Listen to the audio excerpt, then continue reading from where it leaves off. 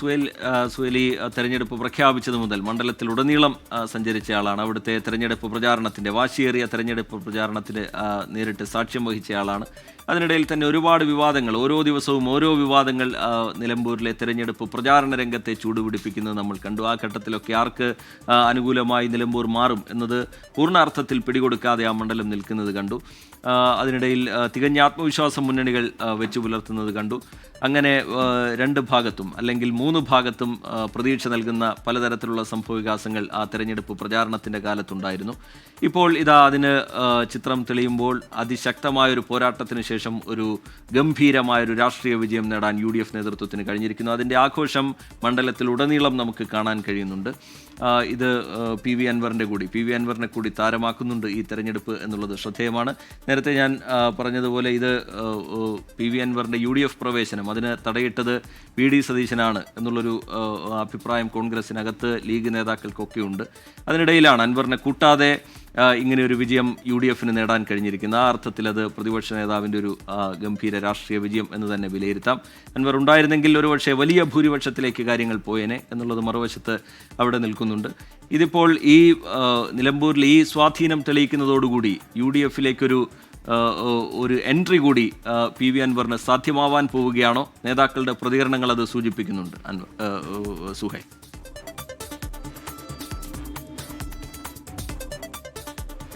നിലമ്പൂരിൽ ഇടയ്ക്കൊക്കെ ശക്തമായ മഴ പെയ്തൊഴിയുന്നുണ്ട്. ഇത് ആരുടെയൊക്കെ കണ്ണീരാണോ എന്ന് ചോദിച്ചാൽ നമുക്ക് പറയാനാകില്ല. പക്ഷേ ചിലർക്കൊക്കെ കണ്ണീര് വരുത്തുന്ന ഫലമാണ് വന്നത്. നമ്മൾ തുടക്കം മുതൽ പറഞ്ഞതുപോലെ അതിശക്തമായ മത്സരം നടന്ന മണ്ഡലമാണ്. പക്ഷേ ഫലപ്രഖ്യാപനം വരുമ്പോൾ ആ ശക്തമായ മത്സരം പോളിംഗ് ബൂത്തിൽ നടന്നിട്ടില്ല എന്ന് തന്നെ വ്യക്തമാകുന്നു. ഏതാണ്ട് ഏകാധിപത്യ സ്വഭാവത്തിൽ അല്ലെങ്കിൽ അതിയുക്തം ശക്തമായ രീതിയിൽ തന്നെ UDF ഒരു വലിയ വിജയം കരസ്ഥമാക്കിയിരിക്കുന്നു.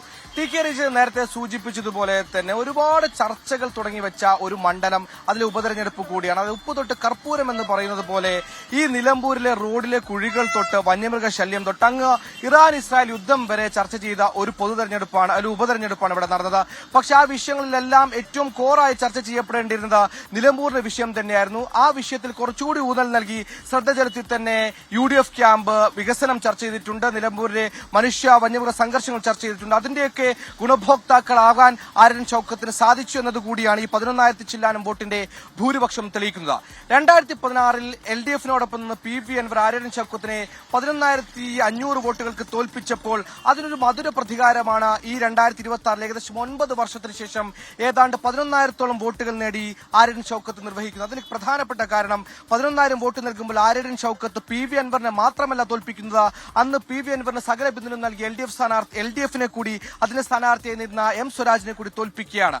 ഇനി നേരത്തെ ഈ TK രാജ സൂചിപ്പിച്ചതുപോലെ ഈ തെരഞ്ഞെടുപ്പിൽ ഏറ്റവും ശക്തിയുക്തമായി തുടക്കം മുതൽ കേട്ട കാര്യം PV അൻവറിന്റെ UDF പ്രവേശമായിരുന്നു. ഈ UDF പ്രവേശം PV അൻവറിന് വാതിലടച്ചത് VD സതീശനാണെന്ന് നമുക്കറിയാം. പക്ഷേ അന്ന് ഇത്തരത്തിൽ VD സതീശന് വാതിൽ ഇത്തരത്തിൽ PV അൻവറിന് വാതിൽ തുറന്നുകൊടുത്ത് ഐക്യകണ്ഠേന യോജിച്ച് PV അൻവറുമായി ഒരു ഇലക്ഷൻ നേരിട്ടെങ്കിൽ PV അൻവറിന്റെ ശക്തിയും UDFന്റെ ശക്തിയും മനസ്സിലാകാതെ വരുമായിരുന്നു. പക്ഷെ ഇന്ന് അങ്ങനെയല്ല.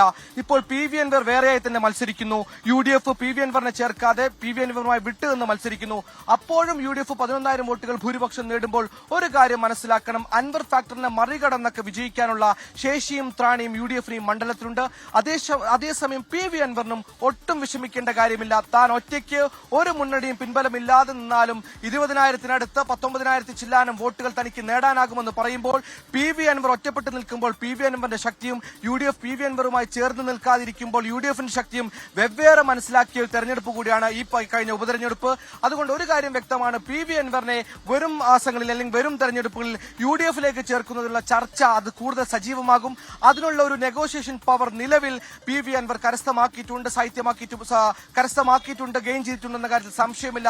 അത് തന്നെയാണ് ഒരു മുന്നണികളുടെയും പിൻബലമില്ലാതെ ഒറ്റയ്ക്ക് കാര്യമായി കാടടച്ച പ്രചാരണങ്ങളില്ലാതെ പോക്കറ്റുകളിൽ മാത്രം വോട്ട് തേടി അൻവർ കരസ്ഥമാക്കിയ 19,000 വോട്ടുകൾ.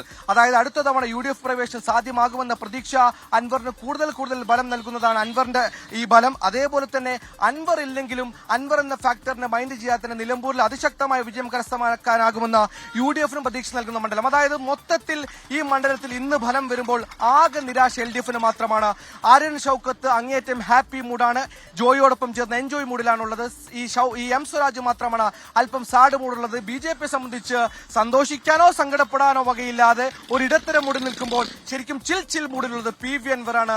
താൻ അത്ര ചെറുതല്ല, താൻ ഒറ്റയ്ക്ക് ശ്രമിച്ചാലും 19,000 വോട്ടുകൾ ലഭിക്കും. അതുകൊണ്ട് വരുന്ന തെരഞ്ഞെടുപ്പുകളിൽ ആരുടെ വിധി നിർണ്ണയിക്കണമെങ്കിലും താൻ, അതായത് PV ഒരു സ്വാധീന ശക്തിയായി നിലനിൽക്കുമെന്നതിന്റെ അൻവറിന്റെ ഉപാധികൾക്ക് മുമ്പിൽ വിട്ടുവീഴ്ച ചെയ്ത് മുന്നോട്ട് പോവുകയായിരുന്നു ചെയ്തിരുന്നതെങ്കിൽ ഈ തെരഞ്ഞെടുപ്പ് വിജയത്തിന്റെ ക്രെഡിറ്റ് PV അൻവറിന് കൂടി ഉള്ളതായിരുന്നു. പക്ഷേ ഇവിടെ അങ്ങനെയല്ല. ഇവിടെ അൻവറിനെ മാറ്റി നിർത്തിക്കൊണ്ട് സ്വന്തമായ ആ മണ്ഡലത്തിൽ കരുത്ത് കാട്ടാൻ കഴിയും എന്ന് കോൺഗ്രസ് നേതൃത്വം, ലീഗ് നേതൃത്വം വ്യക്തമായി തന്നെ ചൂണ്ടിക്കാണിച്ചു തന്നിരിക്കുന്നു. 11,000-ലധികം വോട്ടിന്റെ ഭൂരിപക്ഷം, PV അൻവർ 20,000 വോട്ടിന് തൊട്ടരികെ.